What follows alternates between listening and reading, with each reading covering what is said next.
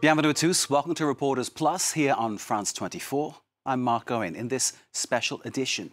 The hidden face of the Qatar World Cup. Football's biggest showcase event is soon to kick off in the Gulf state. 6,500 migrant workers lost their lives in the construction of the stadiums and infrastructure to enable soccer to be played in the intense heat of Qatar. Well, behind the scenes, many more are being exploited, unpaid, forced labour, badly treated, while others still have hope that Qatar could be a land of opportunity. The shadow workers of Qatar, a report by Chloé Domat and Pateriya.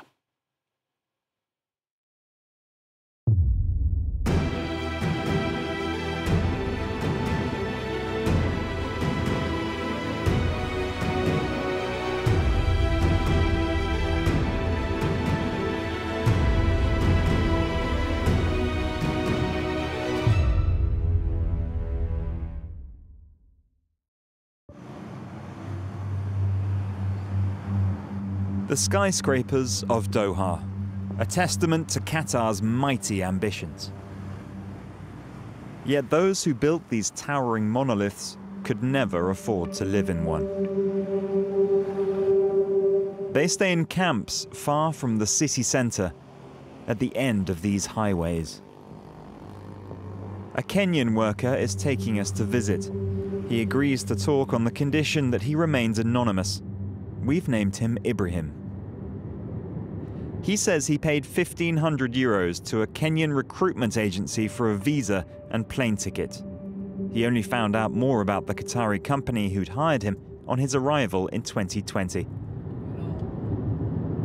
The same day we arrived here, the same day we started working. We used to do that cement, like building, just contracting. During the hot season, this place is very hot. The degree sometimes goes over 50. It's not easy, my friend. You're going to work outside there, the heat hits you till you feel like you are dying. Like most foreign workers, Ibrahim was housed miles from downtown Doha by his employers, in these huge blocks, isolated from everything. Every evening, the workers are ferried back here from the construction sites in company buses. With no other means of transport, these men are prisoners of the desert. If you don't have a car here, first of all, when you be seen like going around here at night walking, some kind of security people, they call police. They think like you want to run from the company. On his arrival, Ibrahim filmed himself with his new colleagues. They were full of hope. Their employer had promised a salary 2 to 3 times higher than they would get in their home country, with accommodation and meals provided. Their first shock was finding out the state of their accommodation. This is the life we are living here in Qatar, Doha.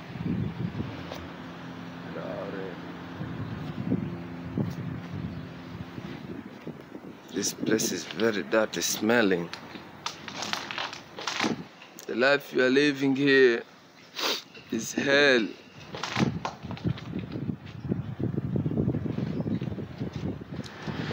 I don't want anyone to know that I'm doing this. In Qatar, publishing negative images of the country is punishable with expulsion. These camps are normally off-limits to journalists, but Ibrahim and his fellow workers are so fed up with their living conditions that they've taken the risk to let us in with a camera.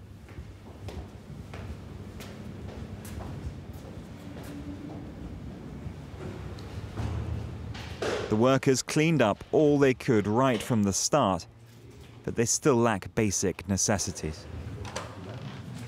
This is our accommodation. See, some come inside, come inside. Some people are sleeping down here. In the night, some people sleep down here. Someone do like this. Why like this? The company say will provide us bed. The company will provide us food. System. There's no canteen, no refrigerator. There's not even a dedicated cooking area. And this is how we cook our food here. We're just trying to survive here. This is what we buy now. We don't have any place to go and get some food, you see? This is what we eat. The thing, what is happening to us, we are tired now. We are really tired. That's all I can say. Yeah. In addition to their unsanitary living conditions, the workers say they haven't been paid for months. Every day they promise us to give up the salary and not yet giving the salary. Yeah, it's about a year now, not only me, but all my friends. We try to talk to the company say will take us to police. Some of us want to go back to their countries. Some of us want to change companies. The company has taken all our passports. What should we do here? This is slavery, this is kind of prison. This is you abusing human rights. This is not fair. This kind of life is not fair.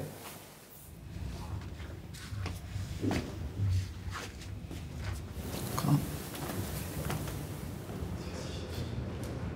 Like Ibrahim, over 2.5 million foreigners live and work in Qatar.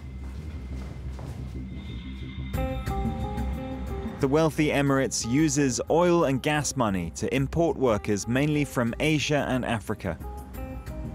These immigrants represent 90% of the population. They were the ones who built all the infrastructure for the World Cup: the airport, the metro, the luxury hotels, and of course, the brand new stadiums. For this one alone, 8,000 workers toiled day and night for 4 years. Outside, this mural claims to pay tribute to their efforts.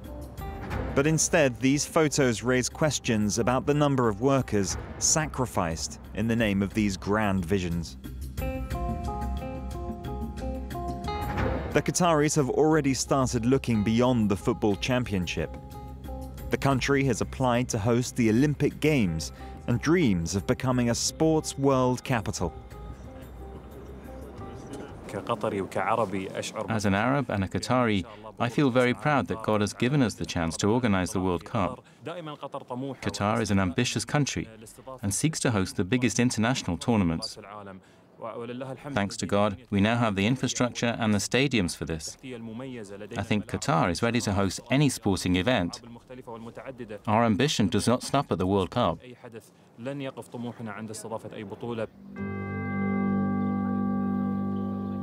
For the first World Cup to be held in the Middle East, Qatar hopes to attract 1.5 million football fans and supporters. 4 weeks of entertainment made possible by the hard work of hundreds of thousands of foreign laborers. We've come to this shopping mall outside Doha to accompany a small group of Filipino workers.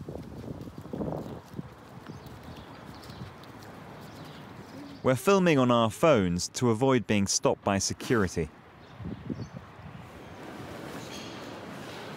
Rachel, in the black t-shirt, sends almost all her roughly €400 salary to her 5 children every month. It's important for your family there? Yes, they're waiting for my salary. It's 6 for 5 for 6. Two worlds collide in the marble aisles. At the top of the social ladder, Qatari households with an average income of €20,000 a month. For them, the mall is a theme park where nothing is too expensive. At the other end of the scale, Rachel and her friends are just happy to watch.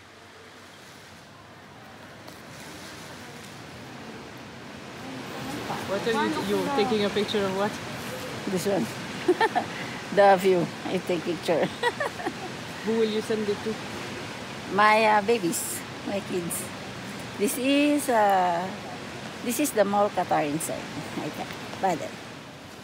Rachel arrived in Qatar in 2018 and now works in a beauty salon run by a Qatari woman. Her boss sends her out to do manicures, pedicures and massages at homes.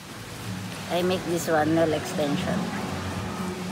Usually we start at the morning, 9 a.m. until 8:30, like that.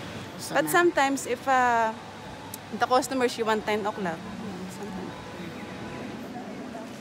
These women are housed by their employer and are not allowed to go out alone. In 3 years, they say they have never had a holiday.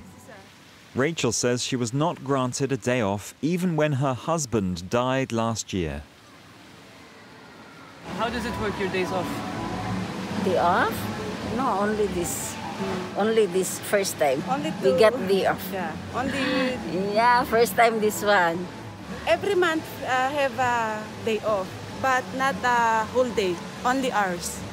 Like 3 hours, 2 hours, like that. When you came to Qatar, you know that you have 1 day off? Yeah, we know. We sign in the contract, but mostly here in Qatar, not follow the rules, the day off. We know we have day off. That's why I came from Qatar, because I know have day off. Then Baden, no. But we lucky today because she give. 1 day off in 3 years is against the law even in Qatar. But Rachel and her friends hope their sacrifices will be worth it eventually.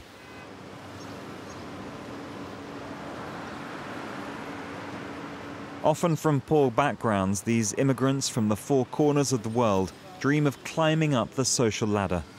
Their role models are those who have made it into the middle class, like trained teachers, nurses or accountants, those who work in hotels, restaurants or manage shops and small businesses. Without them, the country could not function. On the first floor of this building is a water filter business run by an Indian woman. Farzana Sheikh is proud to show off her successes. Good morning, good morning. How are you? See, this is the water cooler which we are selling, okay? It will remove the salt and the chlor from the water. Because here in Doha, there is like salty water. If you want cold water, you can take it from here. If you want hot water for tea, coffee, etc., you can just fill it in from here.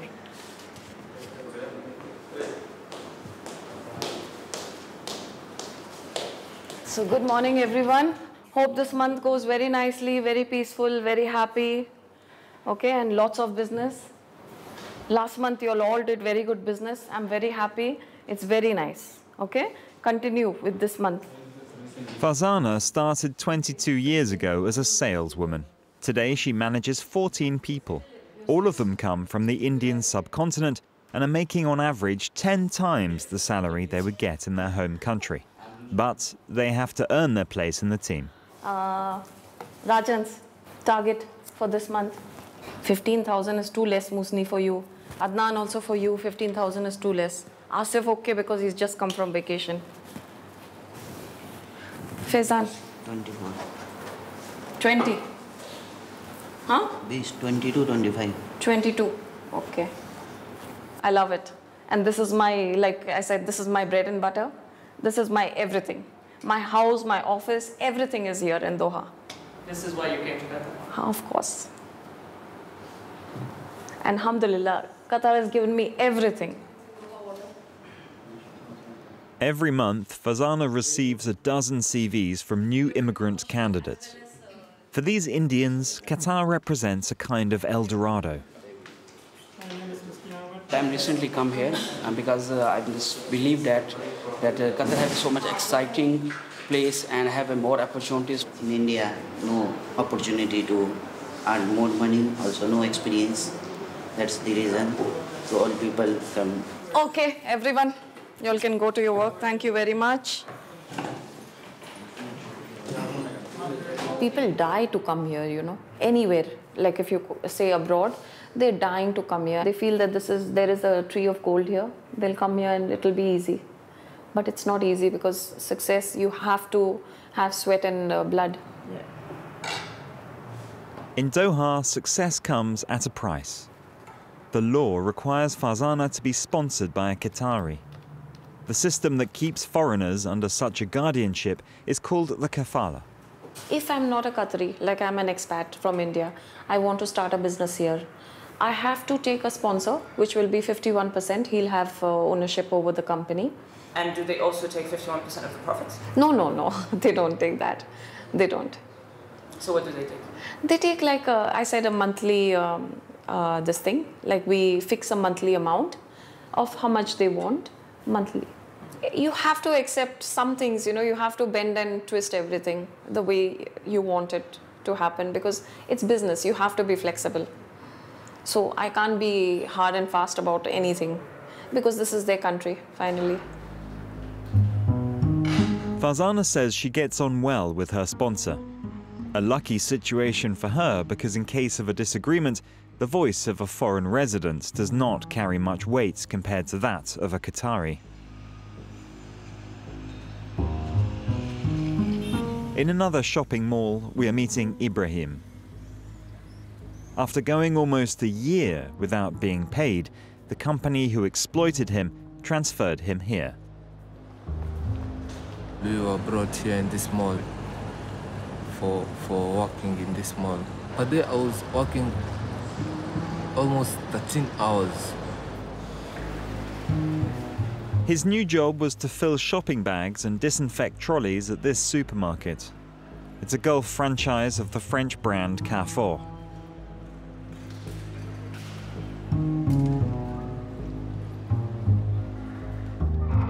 The Qatari subcontracting company he worked for presented the job as a promotion because they said he would get tips on top of a monthly salary of 400 euros. Manager, he told us that we'll get tips, and it's good tips. When we get tips, we collect the tips.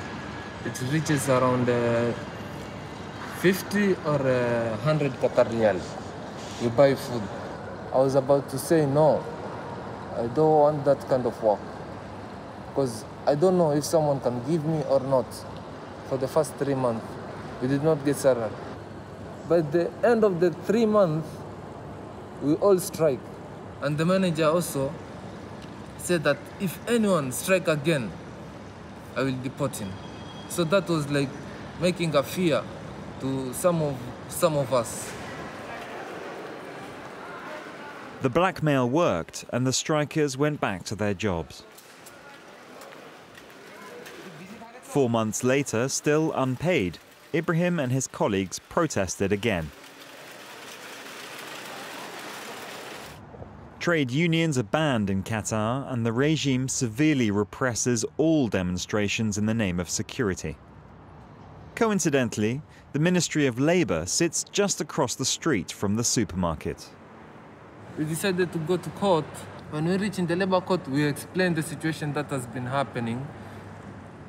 The Labour court told us, I'll do something good for you, but I don't want you to strike again. If you do this, you're bringing the police here. And then after a few minutes, the police arrived. We were all got arrested. We were taken to police station.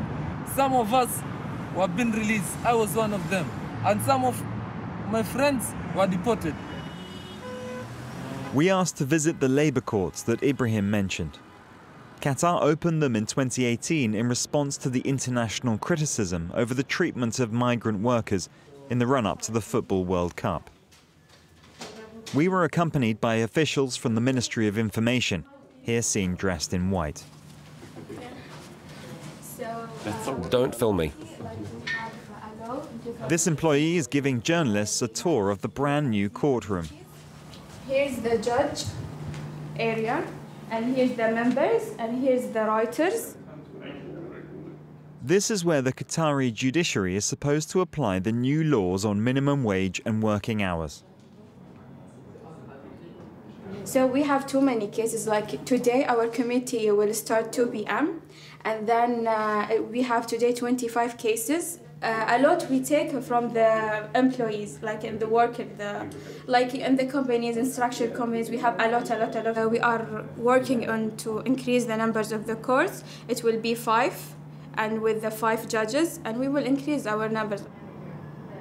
For the time being, the majority of cases are on hold due to lack of staff. Last December, the ministry admitted that out of the 2,000 complaints it had received, only 69 had been fully processed. The workers, they will get their money from the company, from the police, from the country, from the books. They will take it, they will take it. But then we have charges of the company. The company will take charges. But do you have sanctions for the company? Yes, yes, we have. What kind? It's a lot, and no time. The judge will come. So if you want to see the court, you can see it. Finished.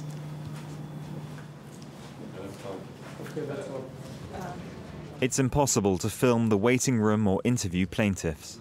Excuse me, we should stop the court. We must leave the area. Okay, we must leave? Yes. We all should leave? All, yes, yes.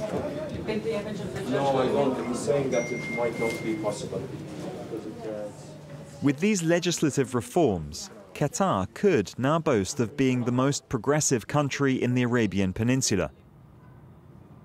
But the ministry spokesman appears to suggest that in many cases, the laws are not fully applied.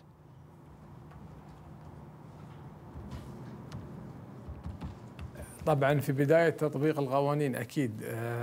we launched the reforms, there were, of course, some business leaders who were opposed to them. And I think that's normal.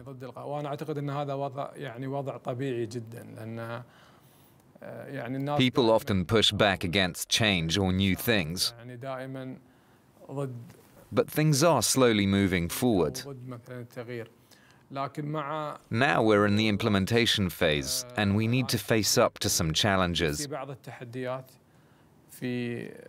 We have to raise awareness among business leaders and employees. And we have to sufficiently train civil servants in public institutions and ministries.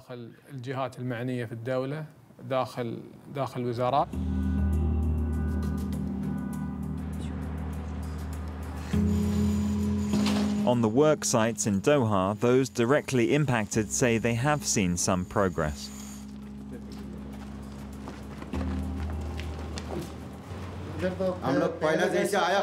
Our company has made some efforts. Our situation was worse before. Now in Qatar, everyone has a salary of more than 270 euros. Even the person at level 0 has a salary above 270 euros. It's true that we now have tribunals. I can report if there's been abuse in my company. But it's not as simple as that. I am not in my country. I'm not going to try and fight because I don't even know who to approach. The truth is that a worker from India, Nepal, Bangladesh or Sri Lanka is here to work and earn some money so that he can support his family and help his country. If he doesn't make it, he's not going to fight and tire himself out here. At worst, he will quit and go home.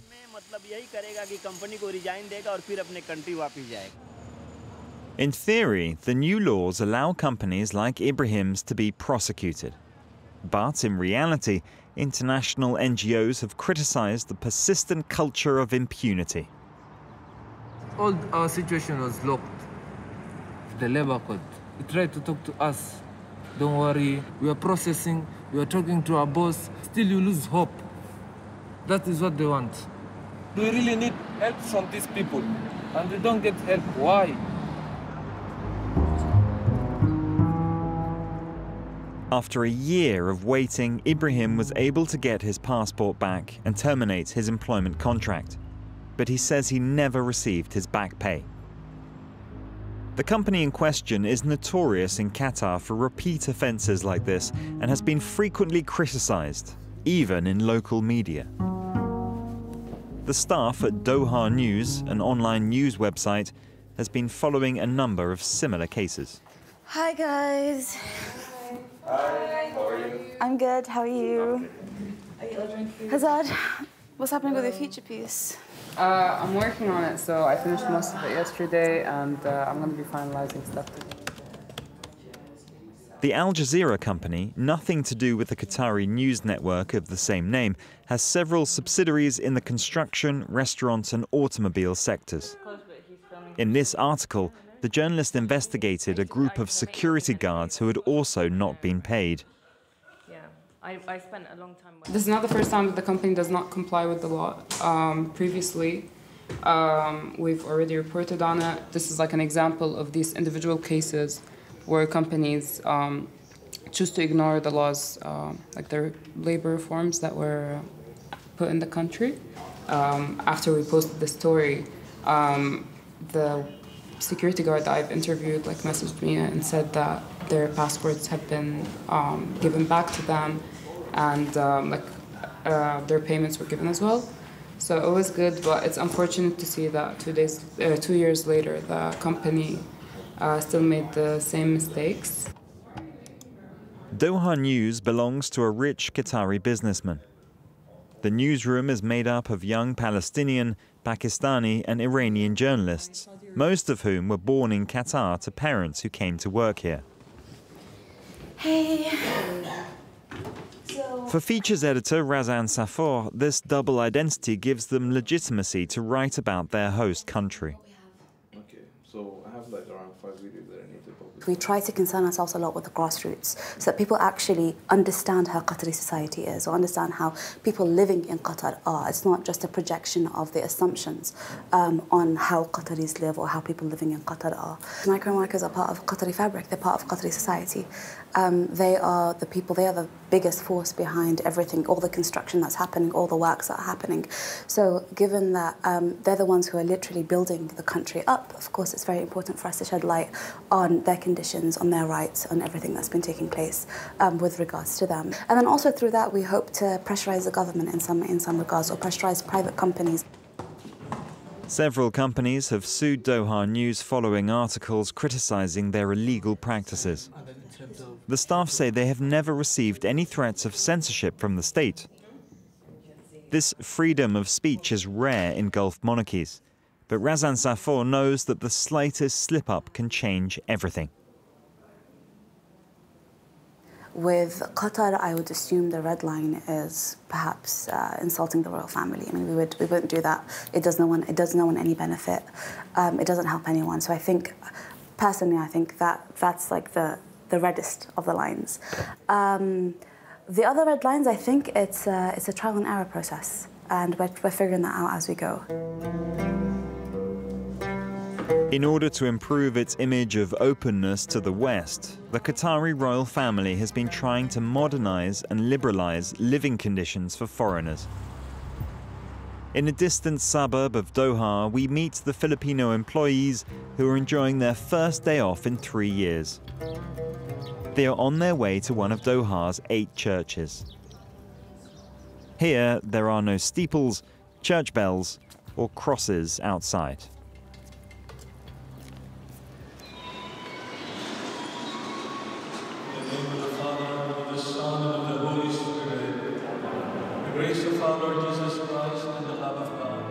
Since 2008, this ultra-conservative Muslim country has allowed Christian worship on the condition that services are held out of sight.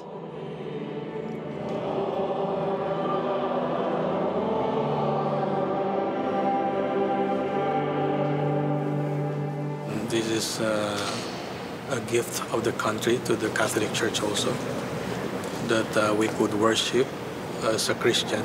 Majority here is Muslim, and we are minority, and then just to respect, we don't put cross outside. All those things that we do on Sundays, we transferred it on Friday, because these are the time that people are free. Despite the difficulties, 49-year-old Rachel hopes to stay in Qatar until her 5 children finish university. I'm here in Qatar. My goal is for my babies, my kids. Yeah, because the value of the money here is good for my country. I pray to God, always good health, and finish their studies. Finish.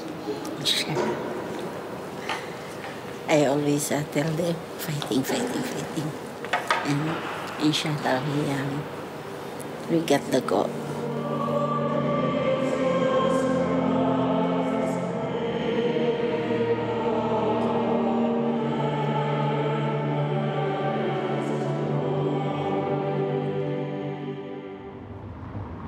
In a working-class Doha neighborhood, we went to meet Fazana.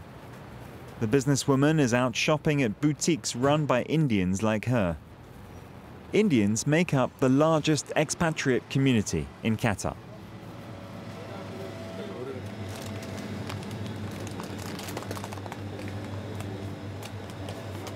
Give me this, and give me this. How much? 50. He knows me since the past 20 years. He had a shop first opposite, now he's got a bigger store. Like Fazana, these shopkeepers are all under the guardianship of a Qatari sponsor. Foreigners in Qatar do not control their own destiny. The length of their stay is subject to the goodwill of the authorities. All live in fear of being sent back to their home countries. In the center of Doha, the Mashayi Reb district used to have hundreds of small shops run by immigrants. In the run-up to the World Cup, the royal family has decided to renovate the area. Shopkeepers have been evicted, one after the other. Hassan is one of the last few still open. My shop? They haven't told me yet. I don't know. On the other side of the street, they were served notice and everyone vacated the premises. I don't know where they went. Some of them were given compensation. Others weren't given a thing. But now, with the new construction, rent won't be the same. If the rent increases, I'll have to leave. After the World Cup, I think they'll remove us all. I'm worried about it.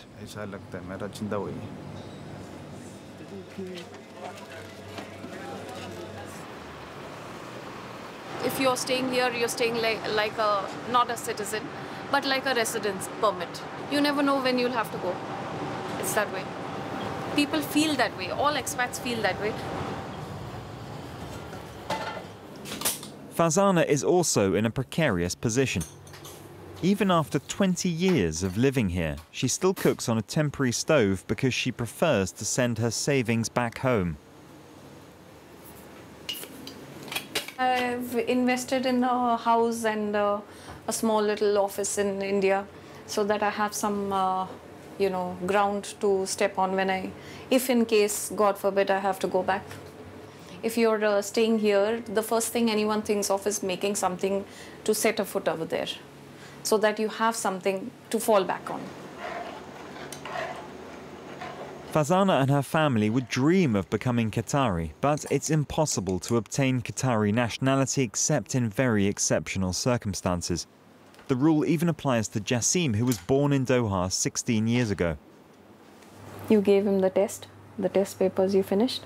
I'm almost done with it, but I think it's pretty hard. Yeah? Yeah.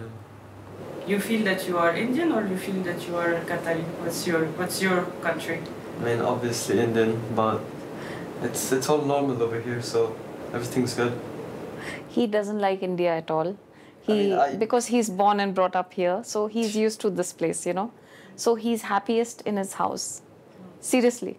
Like anywhere we take him, he's happiest to come back home. Yeah, it's sort of become my home country since I'm living here for the last 15 years. Since the time you were born. I was born, obviously. And everything is good over here. That's it. Would you like to stay here? Yeah, sure. I mean, I like this country a lot. Say 10 years from now, I should be staying here only. Same place with maybe a better office, more employees, My plan is to grow more for my business. After, I'd like to stay in Doha. even when I'm retired. And is that something easy? I think after 60, it's very difficult to get a visa, you know. So, I don't know. In Qatar, the residence permit is tied to a work contract. People who are retired or those who are unemployed have to leave the country. On Doha's Corniche, Ibrahim's future is looking more and more uncertain. He has not been able to find a job since he left the company that did not pay him.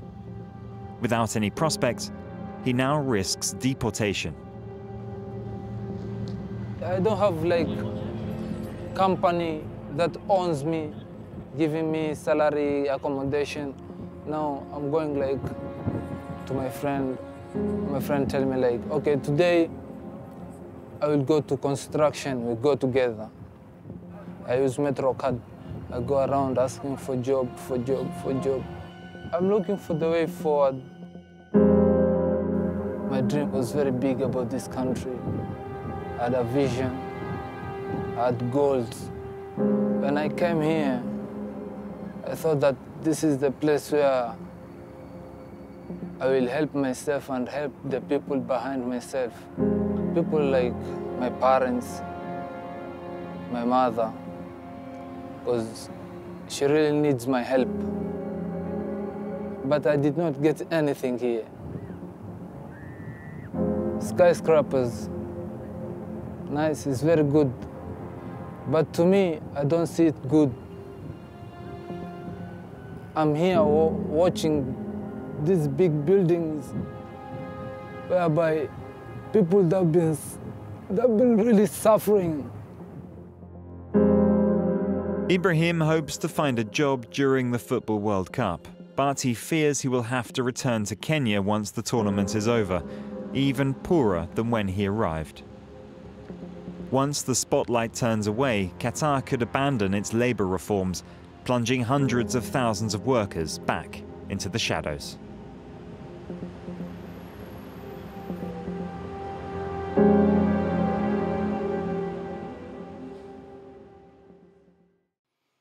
Our reporters plus special report by Chloé, Domat and Pateriya. You can, of course, see it again on our website, France24.com. Thank you for watching. Stay with us. Do take care.